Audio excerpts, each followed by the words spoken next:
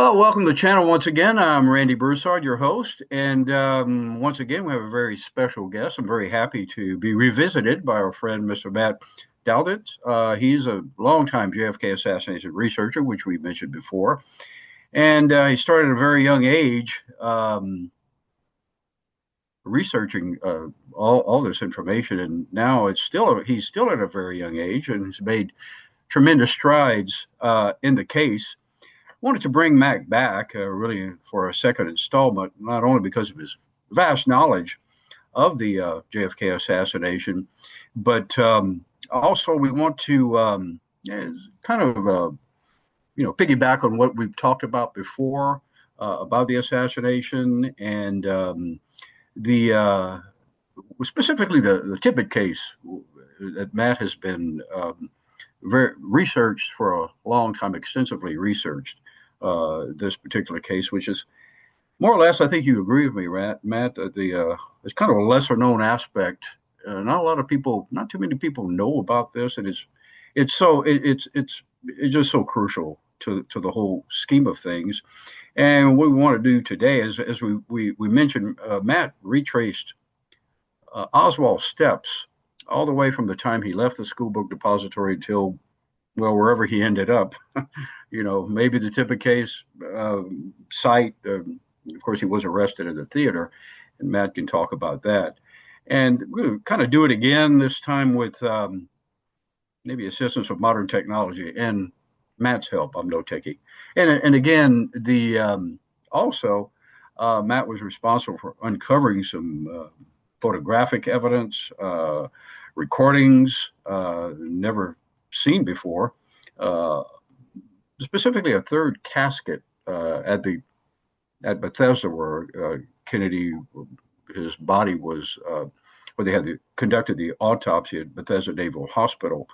And it led to a new video that has been produced by Doug Horn, who's a very prominent, respected JFK researcher, entitled The Three Bethesda Caskets Entries Revisited. And a lot to talk about, Matt. Thank you once again. Good to see you, my friend. Hey, thanks for having me on, Randy. Anytime. Great. And like I mentioned before, you've had extensive knowledge. You have mentioned you have researched not only the Kennedy assassination. You started at 12 years old, I believe, which is amazing. I was never that focused at that age, and not even now. Anyway, how did you kind of get in? I know you mentioned earlier in our previous discussion that you had got into this topic discussion, the Kennedy case. Um, and also, what I wanted to ask you about the Tippit murder, how did you get interested in the Tippit murder and why? Why do you think it's so relevant? Yeah, so with JD Tippett, for forever, for a long time, I just naturally assumed the official story that Oswald shot Officer Tippett. Now, for years, I thought that, of course, Oswald did not shoot JFK, but that, maybe he shot Officer Tippett in self-defense or something like that. But it wasn't until I read Mark Lane's book, Rush to Judgment, his famous 1966 book, Rush to Judgment. He had two chapters on J.D. Tippett in there, totaling over 30 pages. And I was just stunned when I first read that because I was stunned that I had in the past had not even known the most basic facts about that.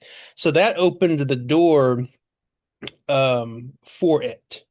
And then in 2019, I was actually doing a little side project where I would take, one chapter of the Warren report and I would, kind of dissect it, debunk it, slash it with its own evidence, like take parts from the Warren Commission volumes and then debunk it with its own supporting volumes of evidence. And I had started to do that with Tippett, and I was like, this is pretty interesting. I have then and then that just opened the door and I have been there ever since. So It's important because, a cop lost his life, and as the late uh, Larry Ray Harris has said, he was the world's top researcher on the JFK assassination. He died the year I was born, actually. He said, quote, "Unfortunately, the Tippit murder has been regulated to footnote status in history," end quote. And that's unfortunate because it could show the Kennedy assassination in a whole new light if we were to understand it fully, if the official story, things like that. Exactly. And interesting you bring up Larry Harris. I was always fascinated about Larry Harris as well. Unfortunately, like you said, he passed away. The first time I've ever saw him was on the Men Who Killed Kennedy, the that documentary where we came up and Yes. talked about. And I think he was maybe one of the reasons you got into this. Yeah, yeah, yeah. And then yes, and then in 2019, I saw his signature presentation on the Tippit murder, and after seeing that, I was like, okay, this is what I'm going to study next because the way he talked about it and the way was just absolutely fascinating. It just really fascinated me, and I was like, I want to get to the bottom of this. Right, and you certainly have. I want to talk about like as we mentioned on, like I said, I want to.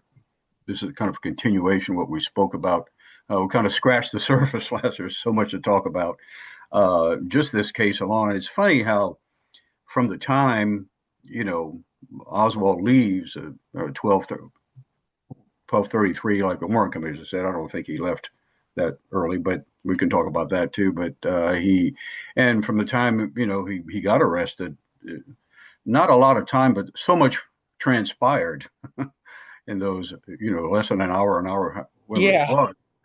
Uh, and we talked about the witnesses. I know there's been some confusion or there's been some disagreement as to who exactly saw. There were a lot of witnesses out there who actually witnessed the assassination. I know some people on, the conspiracy theorists or whoever who studied this said there were maybe two Helen Markham and Benavidez. You got into it, and you think there are more than that who actually witnessed yeah, Tippit being killed. So, yes. Originally, the Warren report said that there were only 12 witnesses who either saw the murder or saw the man flee. As of 2025, there are actually 25 to 30 witnesses who either saw the murder or who saw the man fleeing the scene. So didn't know. Yeah. so many witnesses that were overlooked by the Warren report, and about 98% of all those were could have been known and are in the Warren report's files or in the FBI files that could have made it in the report in 1964 that did not. So only since 1964, only three have come forward and said, "Me too, I was there." So three or four. So Okay. And there are some interesting accounts of some yeah. of these witnesses, what they said. And I think we spoke of three of them in particular. Maybe Jack Tatum was one. Mhm. Also, this well, the woman Clemens. Mrs. Clemens, yep. They were interesting. Didn't they? They're kind of different, different accounts of from the other witnesses. Or Yeah, yeah. So there are three witnesses that stand out from all the other witnesses. That is Jack Tatum, Mrs. Clemens, and Frank Wright. Uh, right, Frank Wright said that he saw the killer hop in a gray car and drive away. No one else saw that. right, So I, and he later said, "Well, I was kind of mistaken about that. It was actually," and then he said he saw some other guy or something like two people, and it just that didn't make things better. Mrs. Clemens was sitting on her front porch, and she saw another man across the street, and after the shots, the killer waved to the other guy across the street and did this as if to say, "Go on, get out of here," you know. And then they ran off in separate directions. No one else saw that. And then Jack Tatum was discovered by the House Assassinations Committee, the HSCA, in the late 1970s. He said that he was driving through the intersection, heard shots, and then turned around and he saw the killer start to leave the crime scene, stop at the rear of the car, come back around to the front of the car, stand over Tippett's body in the street, take careful, deliberate aim, and fire one more shot into his body. And no one else saw that. No one else saw that. No one else remembers a burst of gunfire, a pause, and another burst of gunfire. So those are called the other three. We're not sure what to do with Tatum, Clemens, and Wright, but all the other accounts pretty much do match up. I find it odd when some people say, "Oh, no two witnesses tell the same story." Well, actually, they all do. They all describe a guy on the sidewalk shooting a cop by his patrol car, running away. The only ones that don't match up are those three. So, So, right. And also, I know I mentioned a little earlier, we kind of touched a little bit about this earlier. Domingo Benavides, I hope I'm pronouncing that correctly. He was one of the closest witnesses to the shooting, and he actually saw it as well. He mentioned, and I think he saw the killer maybe remove one shell from the pistol, and so yeah, did yeah, Virginia Janet Davis. You want to mention them as well? That yeah. it couldn't have lined up, it couldn't have matched Oswald's gun, right? Yeah, so Domingo Benavides was in his truck driving, and he was almost parallel with Tippett's car. That close, that close. People don't realize how close that was. And he was about right here, and then the shots happened, and he pulled into the curb and dove down to hide in his truck. Because he said I was literally 15 feet away, almost even with the car. So he was hiding so he couldn't get shot or anything like that. And he gave the best detailed description of the killer because he was the closest witness. And that description does not match Oswald. Do you want me to give it to you right here? Description: Yes, about 5'11", had a complexion a little bit darker than average, a little bit ruddier than mine. Now he's Mexican American, so he said ruddier than mine, so right. that's important. He had dark hair that was a little bit curly, and he looked like he needed a haircut for about 2 weeks with the hairline that sort of went square instead of tapered off in the back.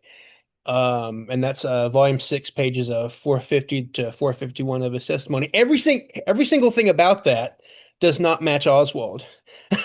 So like I said, closest witness does not match Oswald. And And yeah.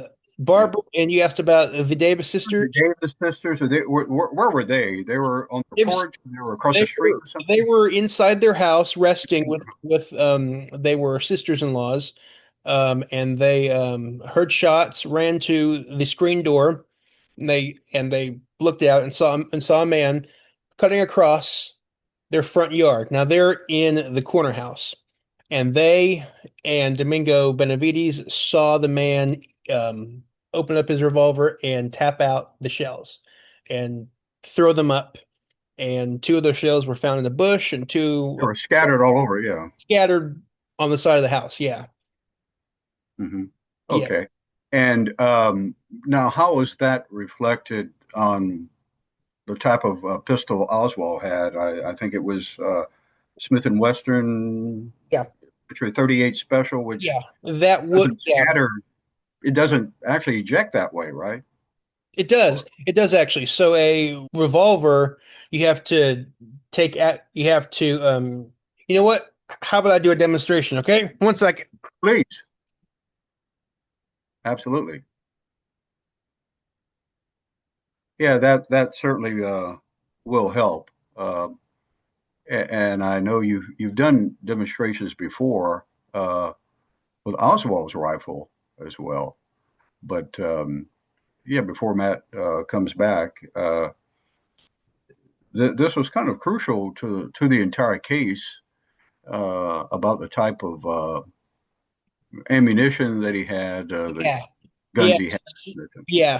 So when Oswald was arrested, he had a revolver on him, and that's the same type of weapon that Officer Tippit was shot with. And we know it was a Officer Tippit was shot with a revolver because with a revolver, you have to take out the shells like this, Okay.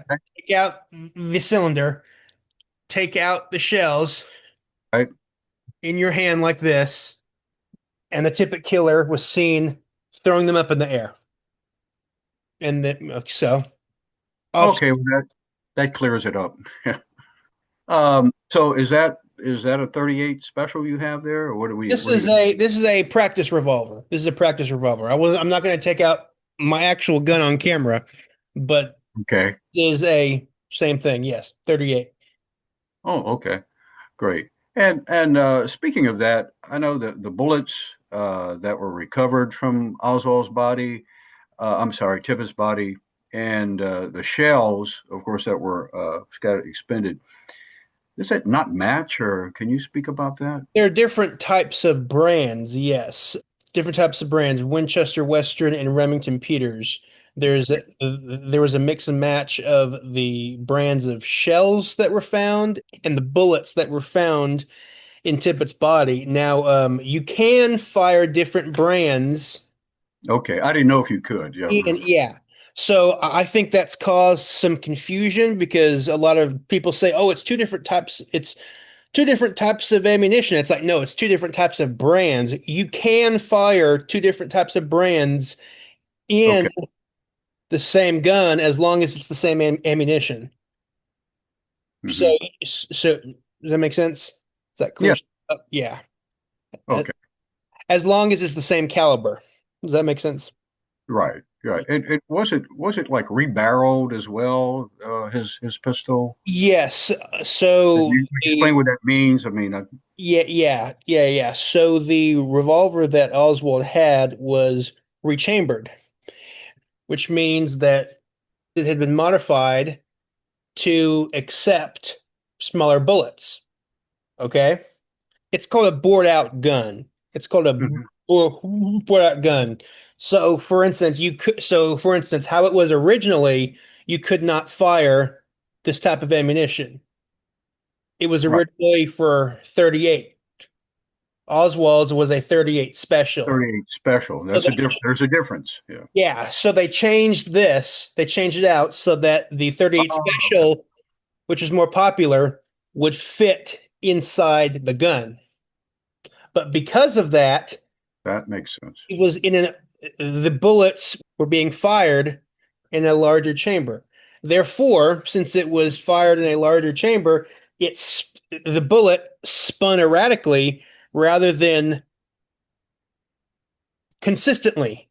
And if it's fired consistently, then it leaves the same trace markings and you can match that to a particular gun. But since it spun erratically, it left different trace markings each time. So therefore, if it leaves different trace markings each time, you cannot match the bullet to any gun at all because it just left random markings every single time. So that's why it was literally not possible to match the bullets that were removed from Tippett's body to the gun that Oswald had. Okay. Now, And go and ahead. and even if it was not fired in a bored out gun, the bullets themselves were too mangled in Tippett's body to be matched to any gun.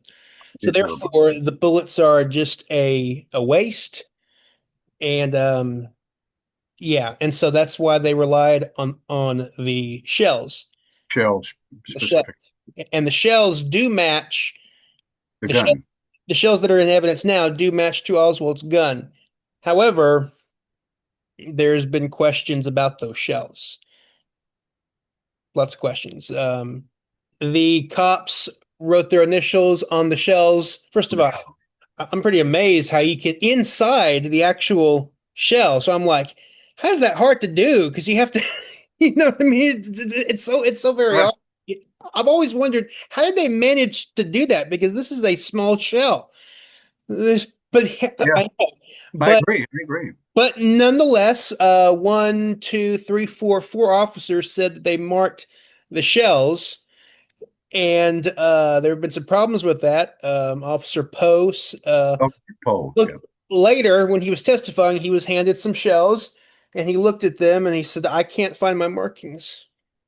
Right. And then They Officer disappeared, huh? and then Officer Barnes who also marked them, was shown them, and he said, "I can't find my markings either." And so, therefore, panic mode. They're like, "Whoa, whoa, whoa, whoa, whoa, whoa!"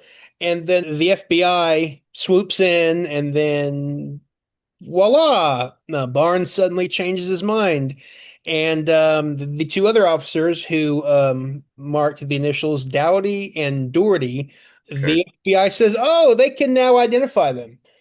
So case closed. But the problem is we don't have testimony from Dowdy and Doherty. We just have hearsay accounts. We don't have anything saying I, George Doherty, found my stuff. It's just the FBI telling us. The FBI said we went out and interviewed them, and this is what they told us. But we don't know Yeah. that. We don't know that. But we do know is that Poe and Barnes could not find their initials Their on initial. the shells. Now there is a capital G for Captain Doherty on the shells in evidence today, but the problem is we don't know when he marked that. Maybe who knows? Maybe he marked it later. We just don't know. So it's all just a bunch. Okay. So it's all just a bunch of hearsay. So that's all a mess. Um, Oh, so that's the problem no surprise there. with the shells. So I've always told people that literally the only thing necessary to cover up this cake, to pin it on Oswald, is to switch out the shells. Someone just needs to go in, use Oswald's gun, fire it into water or something, and just switch out the shells. I mean, that's literally all you have to do to pin it on Oswald. It's not some giant, ooh, spooky conspiracy. It's like, no, that's all you have to do. Just switch out the shells. Easy. Hmm. You think that could have happened? Somebody did switch them out, or There would, I think so, because that's literally the only thing you can use well, against them? on against Oswald to say, oh well, the shells that are in evidence now, they match to Oswald's gun that's now in evidence. No one disagrees with that. Our problem is, are these the same shells that were actually found at the crime scene on that day? And Right. the chain of custody on the shells is um really, Non-existent. really, there is no, actually, I'm just going to say it, there is no chain of custody. So the Warren Commission defenders say, oh, there's no problem with the chain of custody. We have a chain of custody. And then I ask them, okay, what's the chain of custody? Show me. And then they say, well, there's actually no chain of custody because, 1963 police work was different from police work now. So there's no chain of custody, but they would have established that had it gone to trial. It's like, no, we're not going by what you think would happen. We're going by, what's the chain of custody? Show me what the chain of custody is for these shells. And they can't. Can't So, do it. Right. Well, there's a problem. That's a problem. yeah, I know. It's Okay. so, Um, and also, ask you about a couple of things as well related to this. How many, was it three bullets that were found or recovered? And I think for the longest time, or four, in yeah, the four longest bullets. time, they only could find two, but later the police Oh, had them the police had it in a drawer somewhere yeah, or something. yeah, yeah, yeah. So, four Something bullets. funny. I mean, it's not funny, but Four bullets hit Officer Tippett's body. One of them struck one of his buttons, and it didn't really go into his body, just under his skin. Two bullets hit him in the chest, and then one hit him in the temple, in his right temple. And the FBI only had one bullet for a quarter of a year. And then one just one bullet. That's one bullet. originally, Okay, I yeah. didn't know. That's originally all they had. Originally, all they had was just one bullet, and then a quarter of a year later, they say, "Wait, where are the other bullets?" And then someone opens up a drawer and says, "Oh, here they are, right here." Yeah. So really, only that original bullet could be admitted into evidence. But like I said, the bullets are worthless because they can't be traced to any gun. They're too The dangerous. the shells weren't entered into evidence for a week, so Hmm. so those wouldn't have Okay. been admitted either. Plus all the problems that we mentioned. So they also aren't on the police report No, or any of the inventories of evidence. So that goes. serious problem. And just to you know put another wrinkle in all this, like it really needs one. Was it Officer Hill who originally indicated that I think they may have, it was a police transmission that they alleged that it was a an automatic. Automatic, yeah. Totally That's totally different. different type of weapon. And here is the a 38 revolver shell, which is what Oswald had. And right here is a 38 automatic shell that was reported at the scene. Now you can see they're two totally different types, Absolutely. Right. and they're stamped at the bottom. This one's stamped 38. I'm not sure if you can see it, 38 Right. That's special, and this one's 38 auto. 38 auto. So as How we can you make a mistake like that? so as I said, but that's the thing. That's the whole problem is that the as I laid out before earlier, the witnesses saw the killer open up the revolver, take out the shells, and then throw them up in the air, which means it was a revolver and not an automatic. But what but why did Sergeant Hill he's holding it in his hand, and any cop can tell the difference between an automatic and a revolver. They're shorter and they're stamped at the bottom. So why is there an automatic shell at the scene? No automatic bullet hit Tippit. So that's what the problem is. So Absolutely. could and again, no one saw a second shooter. No one saw a second shooter. Um, so could Hill have been mistaken? I say no. I say no. Now this is Texas. You do find a lot of bullets on the ground. Could that automatic shell had been there before? Like Ah, it, I don't I know. never thought of that. That's the only thing I can do to rationalize it is that there was a already an automatic shell at the scene or in the vicinity before, and then they picked it Right. up, and then they picked it up.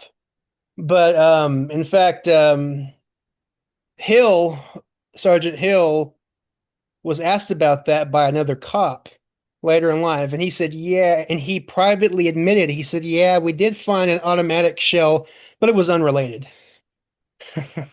And I, the I'd heard that. I'd heard that he maybe denied saying that, or Yeah, so he, that's he actually, during his Warren Commission testimony, he denied that it was his voice on the police tape, but it was actually his. So he tried to cover his ass, CYA, as people oh call it, and say, "Oh no, yeah, a lot no, of that.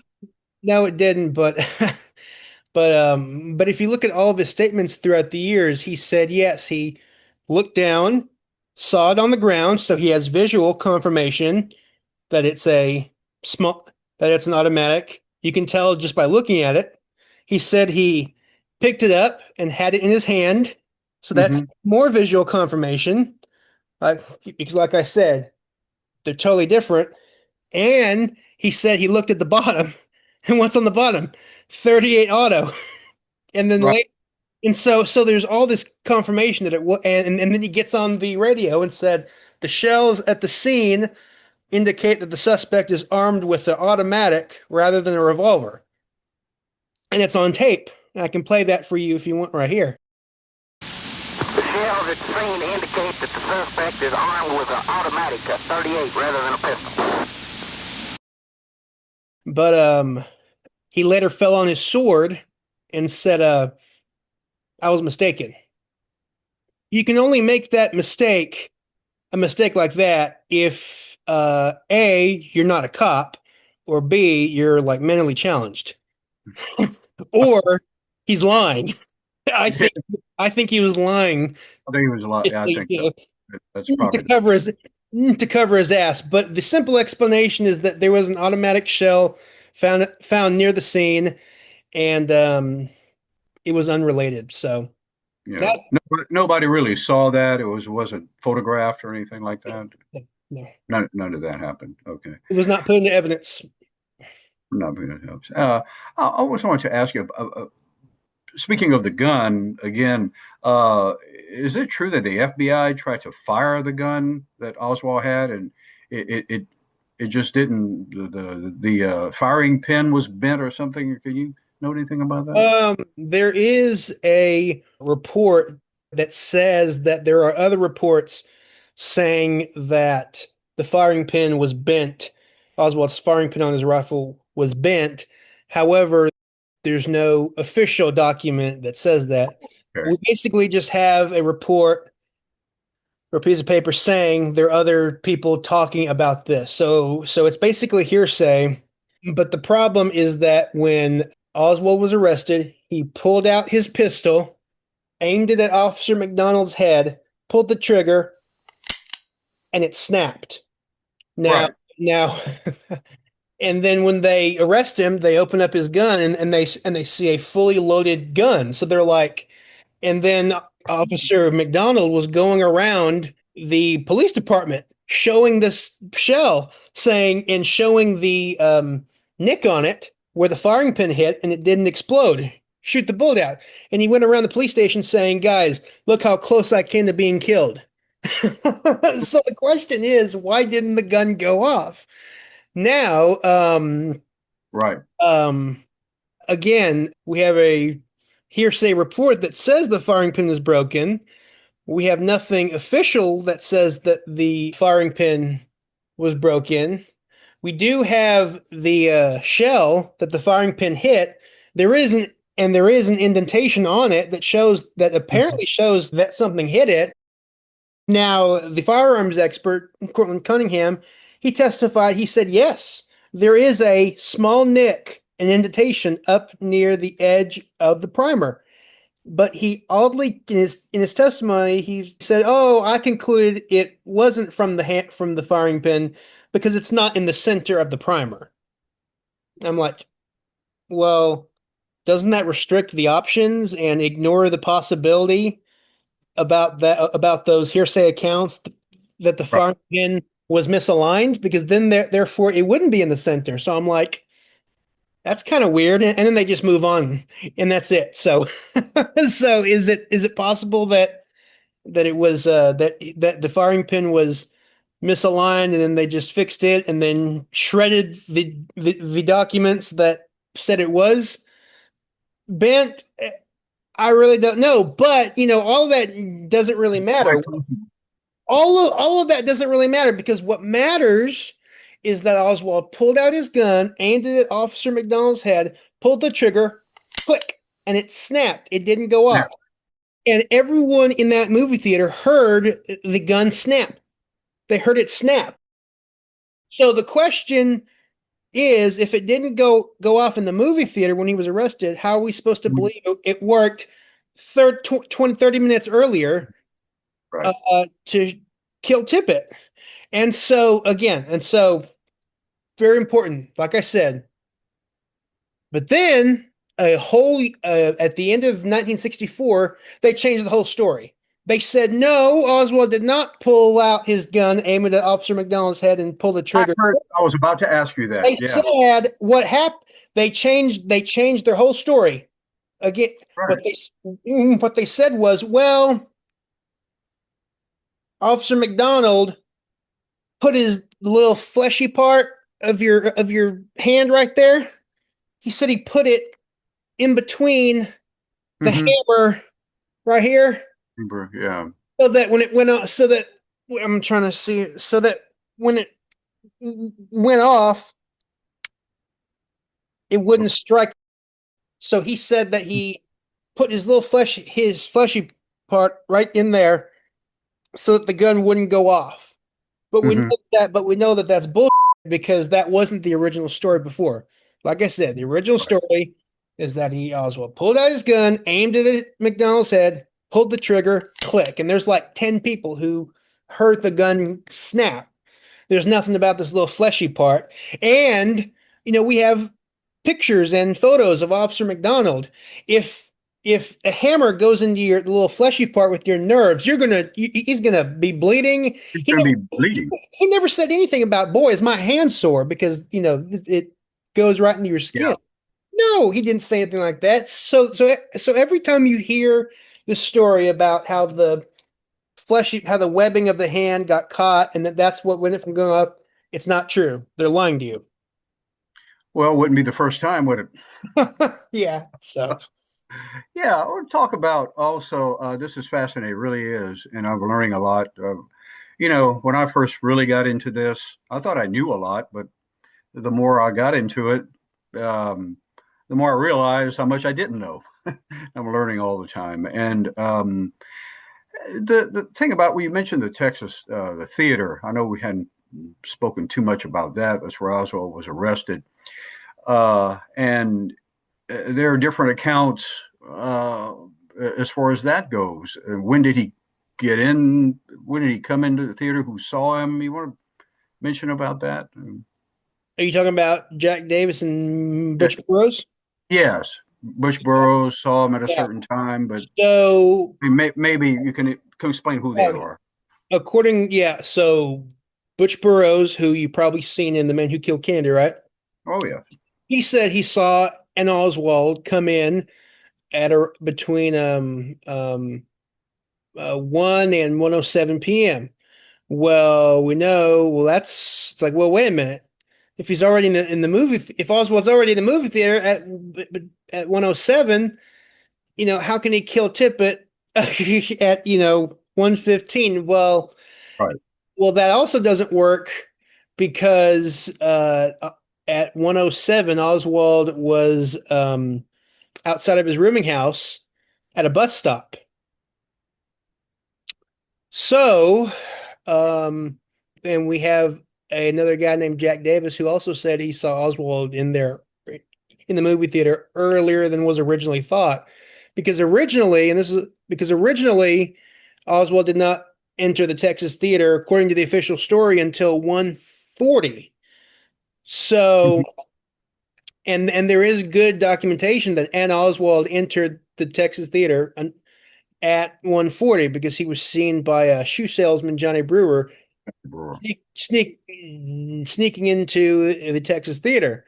So this goes to the theory that there were two Oswalds, the real Right. Oswald and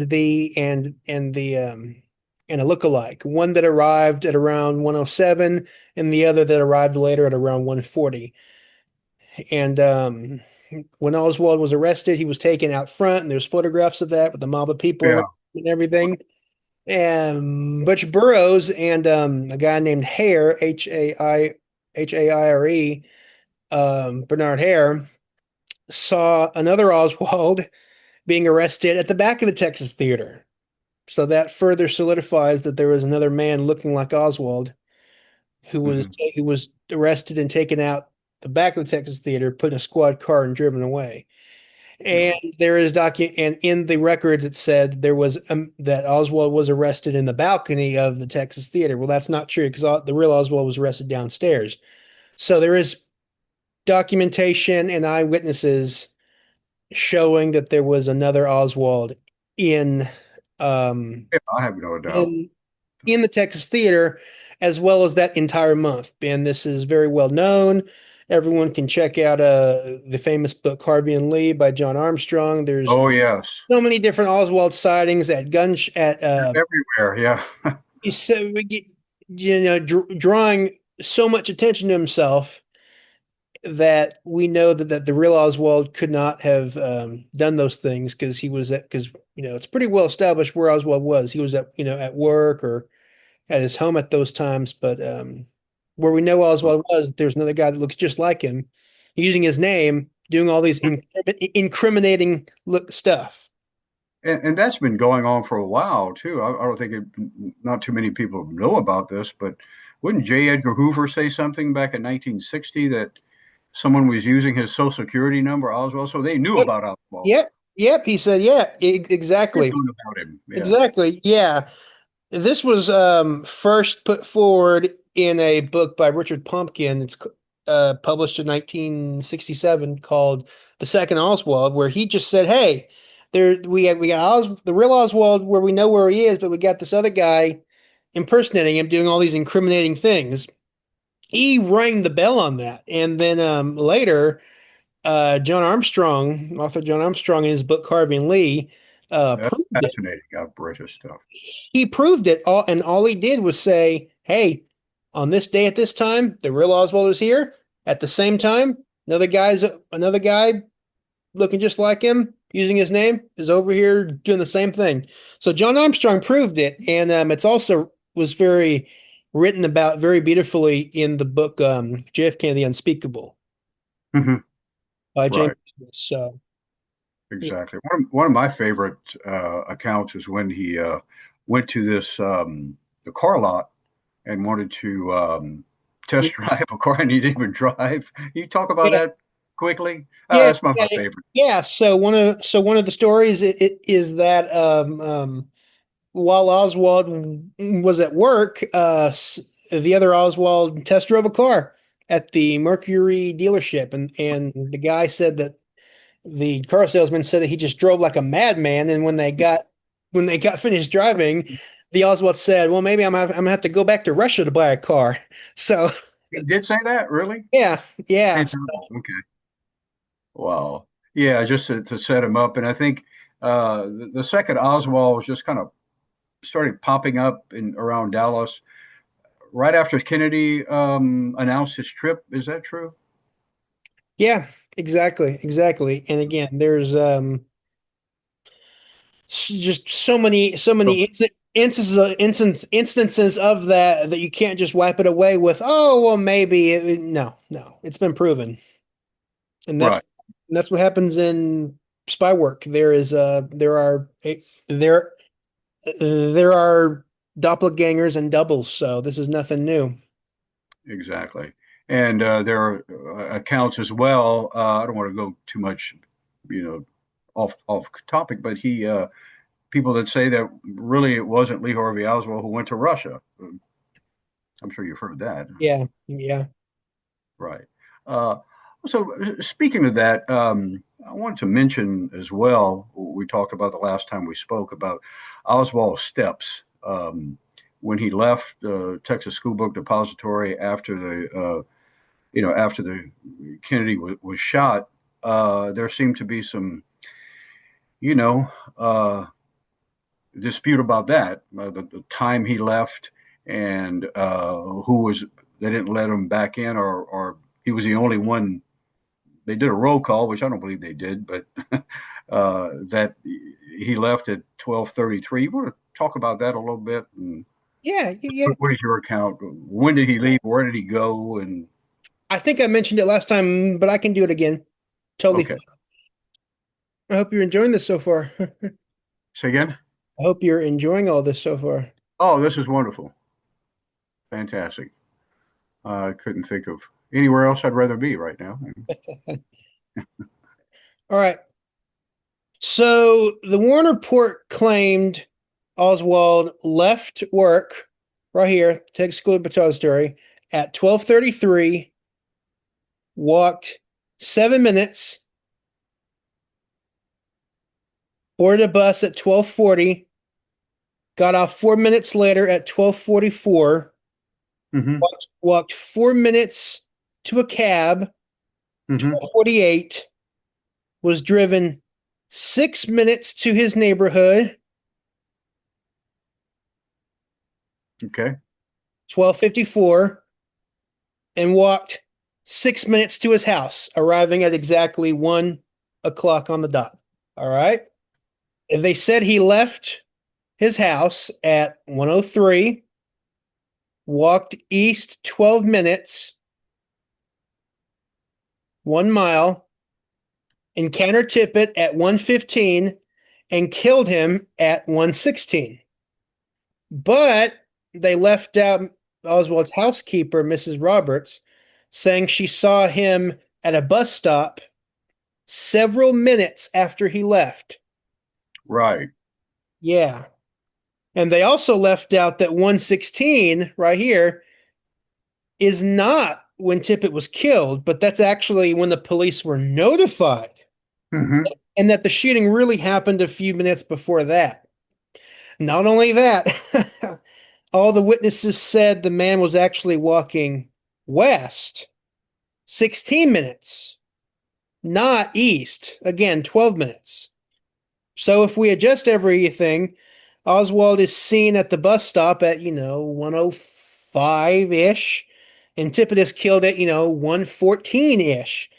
So we're really supposed to believe that Oswald walked a mile in 9 minutes. Now, I say no way. I, No, I say no way. So, but no way.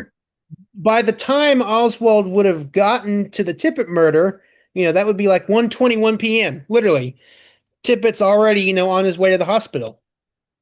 So, the only way to salvage this is if you say, well, someone drove Oswald there. That's literally the only way that you can justify this.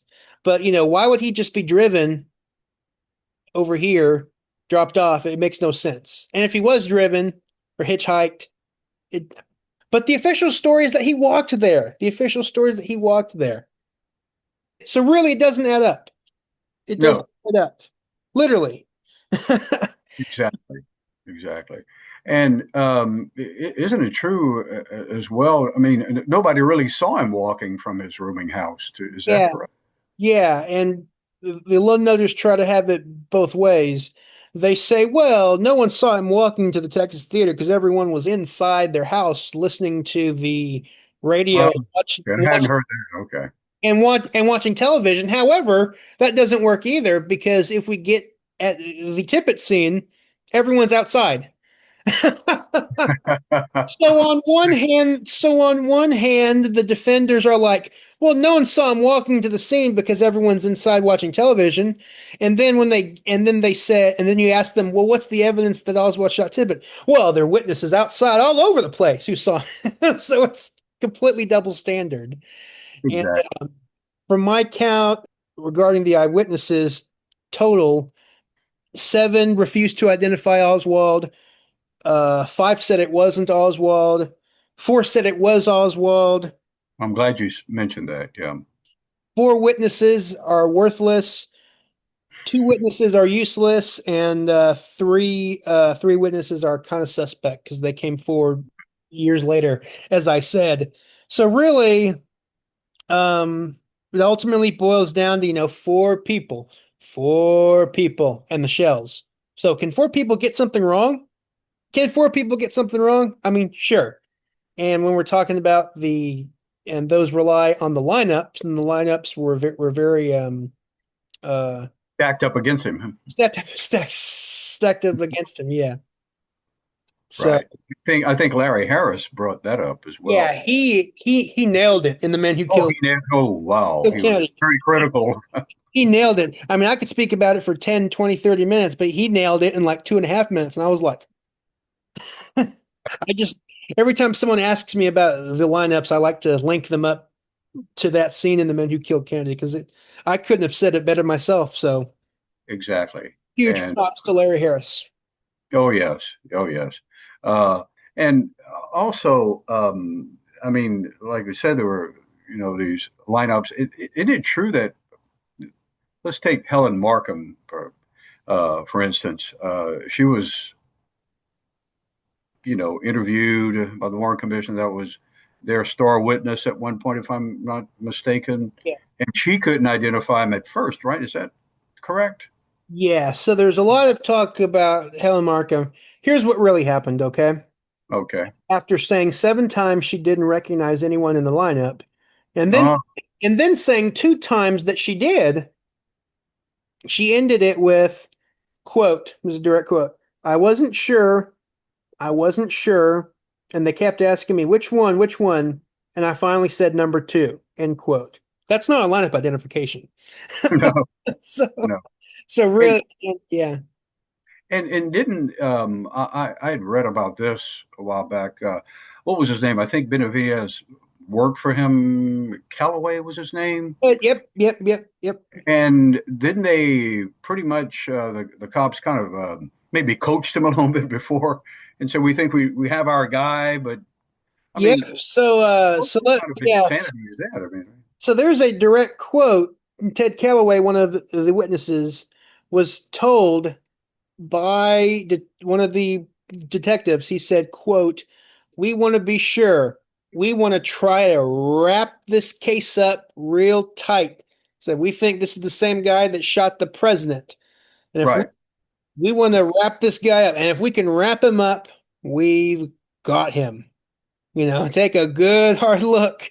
See, right, and notice he was saying him.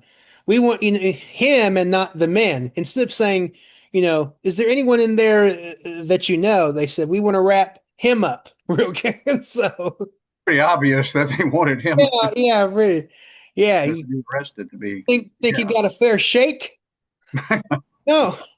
And no, not at all. and you're telling that to all the witnesses. And by the way, Yeah, the witnesses in the lineup did not view the lineup separately. They all viewed the lineups together. So a lot of people don't know that. So right. I'm glad you brought this up. okay, yeah. So Yeah, well, we can go on and on about that.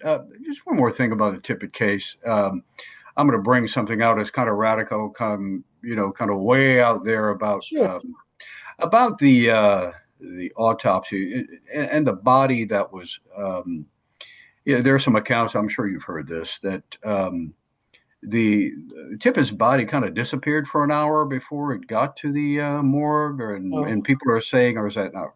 no, that's not He true. was switched by Kennedy's body. That was Oh crazy. no, I've actually looked at the funeral. I've actually had privilege to look at the funeral footage of JD Tippett's funeral, and he's in the coffin. I've heard some people say, "Oh, it was an empty coffin," and no, he Oh, was not true. No. he was in there. Yeah, he was in there. Okay. And all right. And also, did the autopsy, the report came out a little late? Did you hear about that? Like a couple of Autopsy. months, Um, the report itself. I know Dr. Rose was some impeccable. I've heard that there have been some people have. I've heard that some people have said that there was no autopsy on Tippett, but there was. There was, yeah, The autopsy is on the website yeah. that you I've mentioned. seen So, it. yeah. I've seen But it. Tippett's autopsy wasn't published in the Warren Report, wasn't published in the That's 20 it wasn't published in the 26 volumes. It was buried in the Warren Commission's files. And if you look at it, it's barely legible. It's hard to read. That's why I mean, we're all privileged now that we have a high quality copies, but if someone were to go to the Warren Commission's files in 1966, a curious researcher would be like, I can't even read this. And I can put it on the screen here so you can see. yeah, right, exactly. Well, yeah. I mean, there's so much. Just disagreements about all this, but and there's people come out with some wild ideas with no substantiation. Talking about that, I want to kind of switch gears just a little bit. More information that you have come up with um, relatively recently about the third casket that was, or go back to Kennedy's assassination. Can you mention that?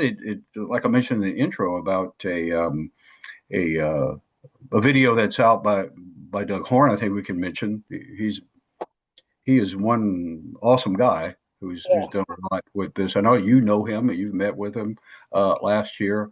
Can you talk a little bit about that? About this third? I thought it gets even more complicated now. There was Yeah, one so casket, maybe yeah, two, so three.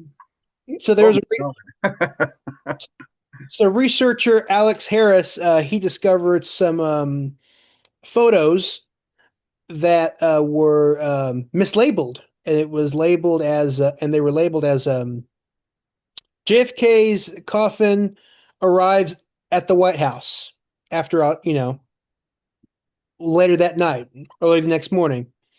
But actually, you look carefully, and it's like, wait a minute, those photos are of Bethesda, and they're unloading Kennedy's coffin, taking the coffin in to be autopsied, and I'm like, whoa, we've never seen those photos before.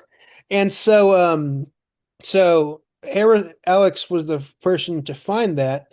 And then myself and Will O'Halloran, we showed Doug Horn that. And I tell you what, Doug Horn was like a kid in a candy store. He was like, oh my gosh, where'd you Yeah, find it? Where'd you find it? Where'd you find I it? watched the video. He was, Yeah. So we forwarded that stuff to him, and to our amazement, what he did with that information was pretty amazing.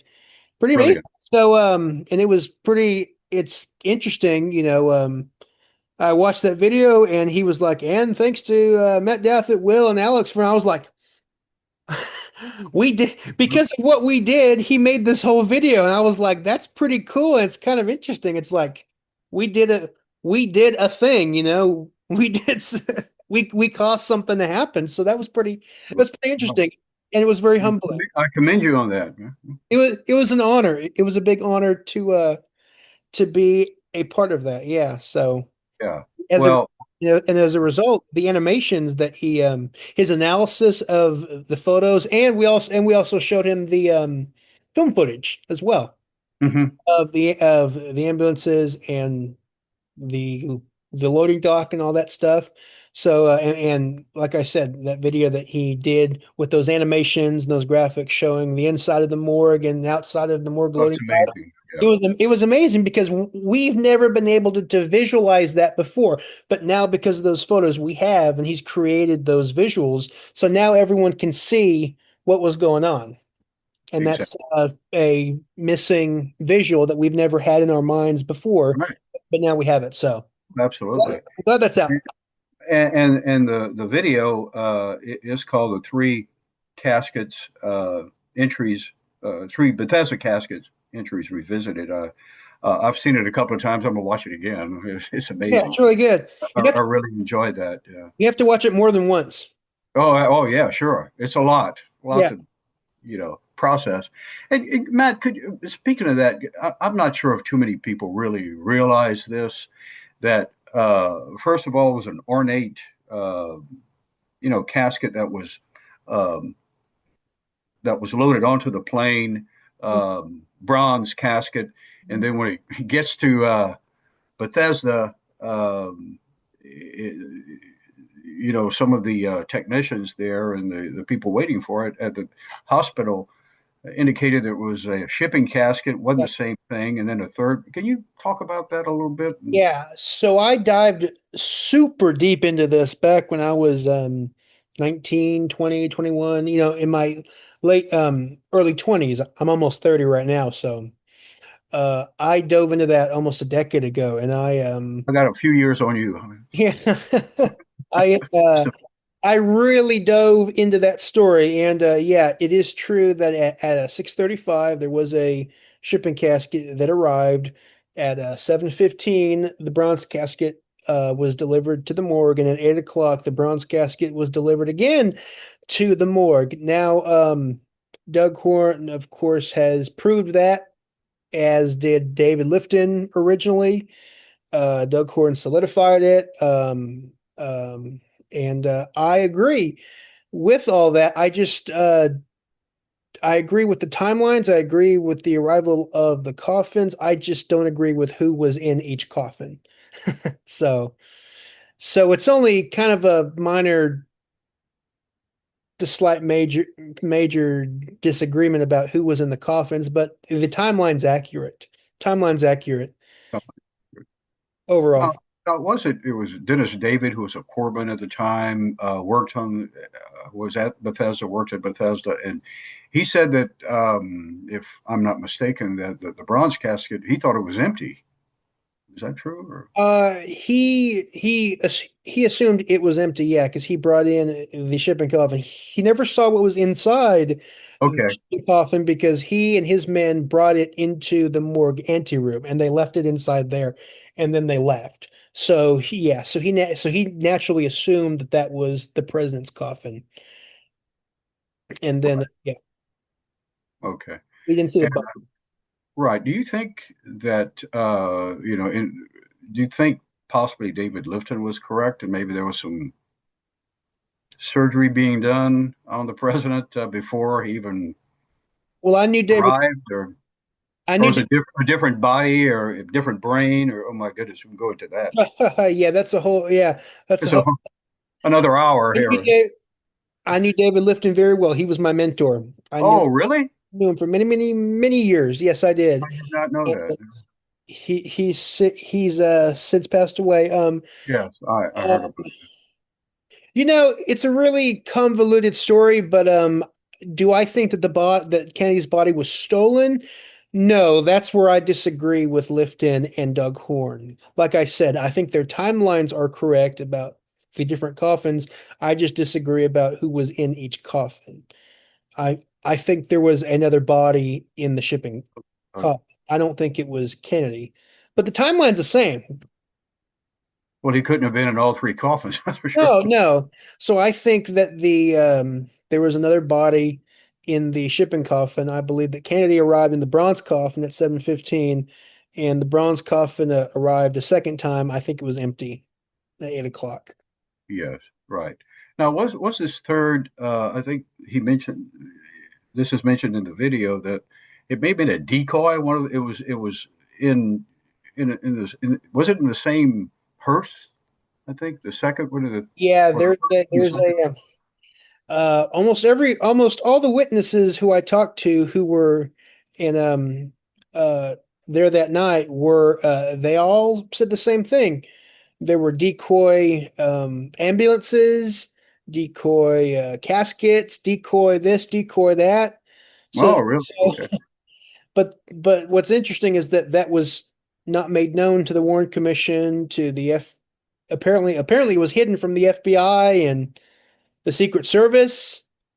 Um, so I have a very simple explanation that they were just decoying Kennedy's body.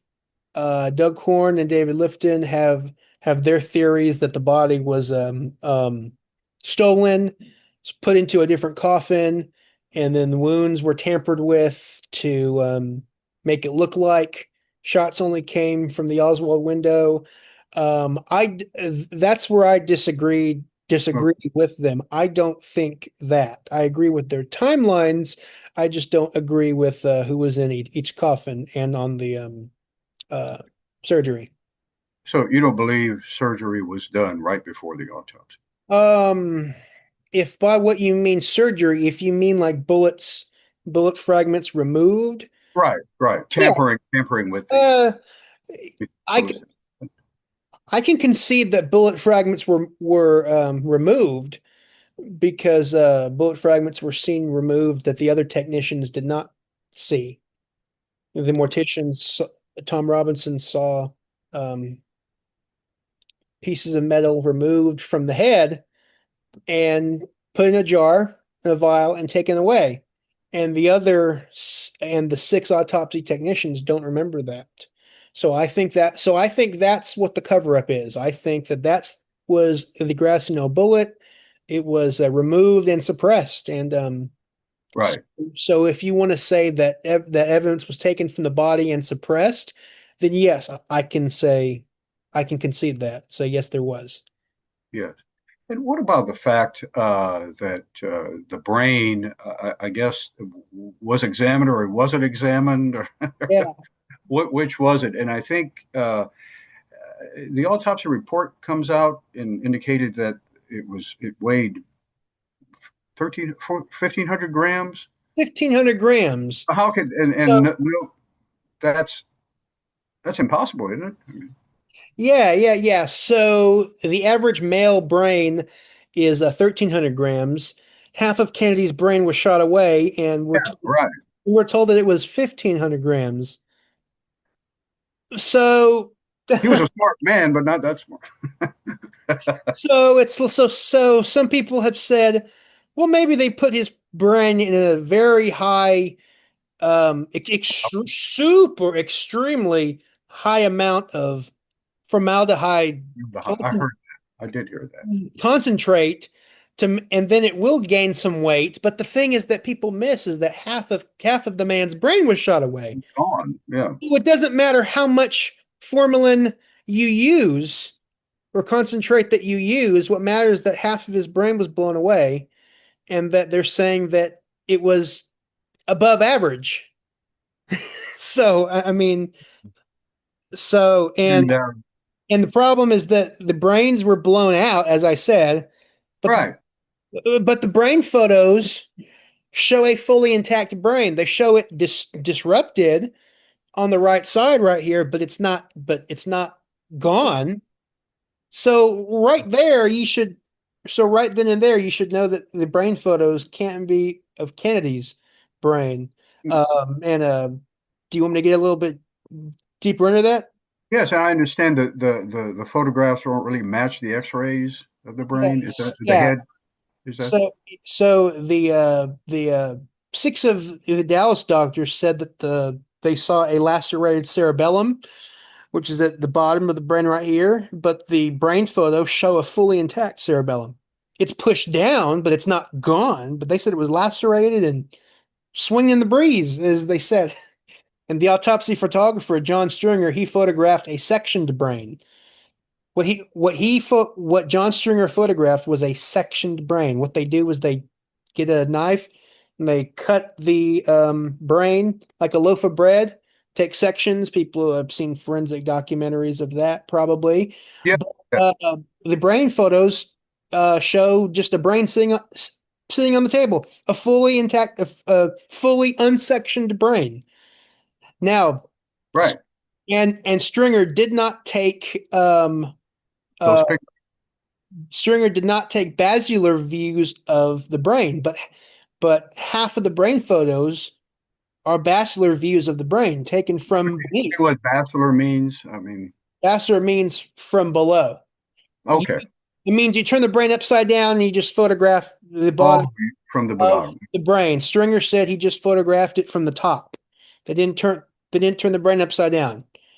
And Stringer also used identification tags in his photography. As a medical photographer, he had little identification tags or cards that he would put in the photograph to indicate, the case number, identification, uh, um, date, stuff like that. Those tags aren't in the brain photos. And the icing on the cake is that Stringer used Ektachrome film. He was one of the top medical photographers. He even wrote a textbook on medical photography. He used Ektachrome film, and when he looks at the brain photos, he said these were shot on Ansco film. so, Right. Now the same thing. so they Totally asked, different. so they asked him the 800-pound gorilla question. Could you say that you took these photos of President Kennedy? He said, no, I can't say that. And and that was in 1997. And he later wrote a book about his life. And in his book, he says, quote, to this day, I've never seen the photos that I've took of President Kennedy's brain. So that's him further saying, Never huh? seen the photographs? Never seen the photographs of Kennedy's brain. Really? I did not know that. Which means that the photos that because if he's never seen the brain photos, he said Somebody else took them. the photos I took of the brain, he said, I've never seen those. I've never seen those. I've never I've never viewed them. I've never seen them. He took the pictures, but he never saw it, which means that which solidifies that the photos that he was shown in 1997 before the review board are not the photos he took. Right, exactly. And Mm, we don't, who knows who took them or, No, and you can never verify. Again, there's no identification tag in there, and it's just a picture of a brain on the table. You can never verify whose brain that is. It could be anybody's brain. It could be Joe Banger's homeless guy down the street. You don't right. know. So I And think all they had to do was just switch out the brain photos. you think that maybe they switched out the brain too? The brain is lost. I mean, Yeah, loaded. yeah, If they yeah. can't find the brain, that's another. Well, Doug Horn proved that there were two brain exams.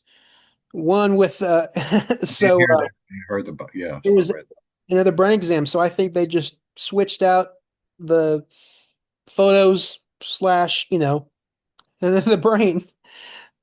All this has been proven though, and that's was a very important discovery that Doug Horn made. Oh, absolutely. Very important. Very important.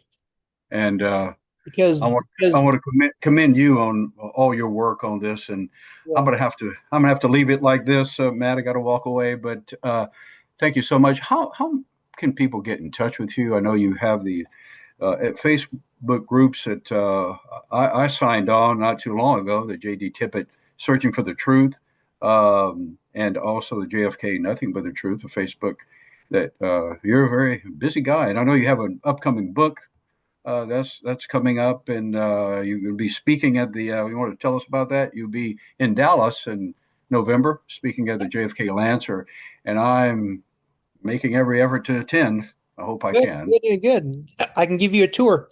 All right. Oh, The Tippett Center. you do tours. Also the Tippett. I do tours. We start at the school book depository and we end at Okay. the Texas Theater. Oh, fantastic. Oh, that ought to be fun. Yeah. The whole nine And yards. yeah, how can people get in touch with you, Matt? On Find you. Facebook in my Facebook groups, join JFK Nothing But the Truth and JD Okay. Tip Searching for the Truth. You guys can find me in there and send me a message, and I can give you guys a tour free of charge. Well, well, that's that's my kind of. I like that. Thank you so much, Matt. Good to see you again, buddy. Hey, thank you very much. Thank you, Anytime, Matt. all right. We'll see. We'll talk later. Thank you. All right, sounds good.